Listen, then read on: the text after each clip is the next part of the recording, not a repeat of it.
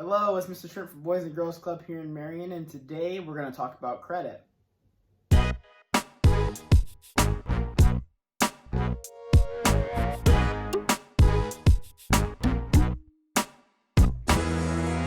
So, have you ever loaned somebody something?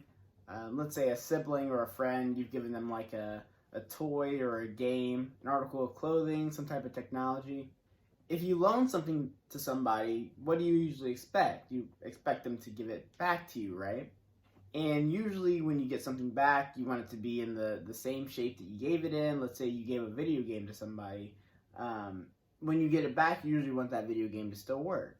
Or if you gave somebody money, you would expect to get the exact same amount of money back when they give it back to you. So let's say that the video game that you lent out to your friend, what if you got it back broken?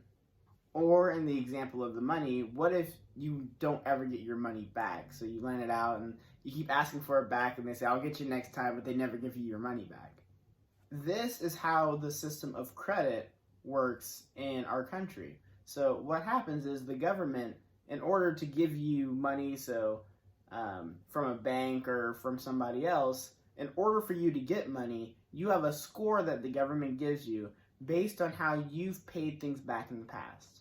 Because if a bank gives you money, let's say to buy a house, they want to make sure that they can trust you to pay all of that money back.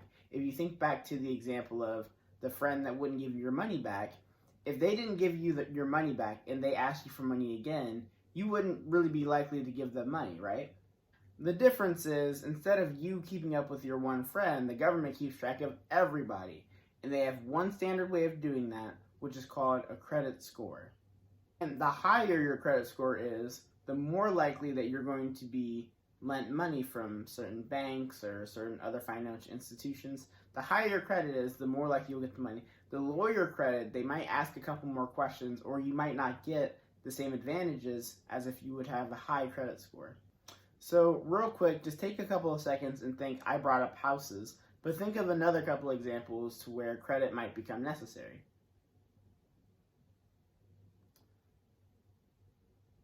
You think of any? So, for example, if you're buying like a car, that would be a place where your credit gets checked, because it's where someone's giving you, trusting you with a lot of money, and they want to make sure you pay it back. So before you get a car, they want to look at your credit. Other things that you pay for a lot of money for, like a house. Like if you're renting, not even if you're buying a house, but if you're renting for like an apartment, if you want to get your first apartment, they'll look at your credit score because they want to see if you're going to pay your rent every month. And that's the same with other utility bills, such as like a phone bill, even some of your other utility bills that come through every month. They want to make sure that you're going to pay every month for the services that you're getting. So credit is calculated through a bunch of really big, smart numbers that I don't really know. But there are a couple of things that you can do to avoid having a low credit score and try to maintain a higher credit score. The first thing that you can avoid doing is making late payments. So let's say, back to the friend example from earlier, if you give your friend some money and they tell you they're going to pay you back on Wednesday, but they don't pay you back till next Monday, you might not be as comfortable giving them money in the future if they're always going to pay you back too late. So that's one factor that credit looks at. If you make your payments but you're always making them late, people might not be as comfortable. Banks and other financial institutions might not be as comfortable giving you money. Another thing you can do is avoid having really high balances. So with the late payments, at least if you're paying them, they won't hate that as much. But if you keep letting all of that money kind of stack up onto each other, then you're going to have really high balances. And if you already have, let's say you already owe your friend $5 and you go to another friend and ask for $5, now not only do you owe that friend $5, now you owe another friend $5, so they'll be less likely to give you money. So some things that you can do on the opposite is make sure that you do pay on time. Try to pay on time as consistently as possible. It's a conversation for another video, but you don't want to pay too early, but you want to make sure you pay on time. So the date that you're supposed to pay your payments, make sure you make your payments on there. And not borrowing too much at one time.